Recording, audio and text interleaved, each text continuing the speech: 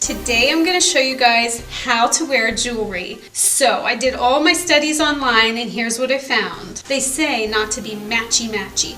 So, for instance, if you have bright pink earrings, you're not going to want to wear a bright pink outfit, okay? You might want to choose the opposite on the color wheel. For instance, if I'm wearing pink, well, you know, like a pinky purple, okay, the opposite on the color wheel would probably be a yellowish green, okay, so more on the yellow side. Here's what a color wheel is. You can look it up online. Just pick your color and then go with the opposite color.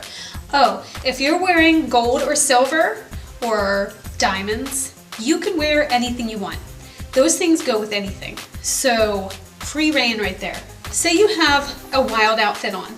Don't wear wild jewelry, okay? I'm just wearing my wedding rings and studs, silver and gold studs. Now, jewelry is meant to play up a doll outfit, okay? So like if you're wearing white, just a plain outfit, then you're gonna wear a piece of wild jewelry, something that stands out. If you wear a piece of crazy jewelry, okay, something that like is eye-catching, then you don't wanna wear, like say you have really loud earrings, like they call to people, then you're not gonna wanna wear a loud ring or bracelet or necklace. Like you don't want to mix everything together unless you're going to a prom or fancy cruise. Then you can just like go wild with rhinestones. So the proper term, instead of using wild and crazy and all that, they call your main piece of jewelry a statement piece. So maybe your statement piece is this. Then you don't want to go crazy with your jewelry. If you're going to work, you want to be conservative.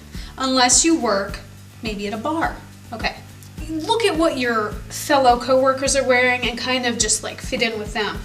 Now, the bad part for me is that I'm dainty, and dainty people, they say, are not allowed to wear big jewelry. Well, I told my stylist that I liked big and crazy jewelry.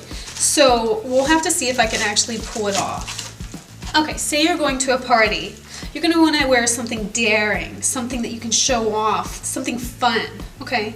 If you're going to work, you're going to be boring. If you have a busy outfit, you want subdued jewelry. Your outfit should not compete with your jewelry. Your jewelry should not compete with your outfit. Do not compete. I repeat, do not compete. The left hand is for your best jewelry, okay? Wedding rings, important rings, family heirlooms. Your right hand is for playful rings, okay?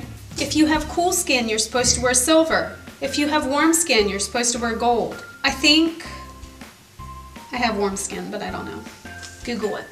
If you are under 5'4" like me, you're supposed to wear like short necklaces, not long ones, and you're only allowed to wear little necklaces.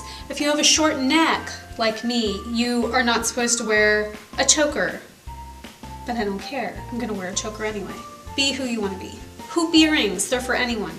If you have a large frame, you wear chunky jewelry. If you have a small frame, you wear dainty jewelry. That's what the world tells us. If you're wearing a V-neck, you wear a long pendant. If you're wearing a rounded neck, you wear, I don't know. You want your pendants to hit right above your cleavage line. I have no cleavage, so I can wear any length necklace I want. If you're wearing a sweetheart neckline, okay, that's like a heart shaped. Like if you're going to a wedding or a prom, you want to wear a short statement necklace, okay? Something that's really stands out, maybe a lot of rhinestones, but keep it short so it's above your heart.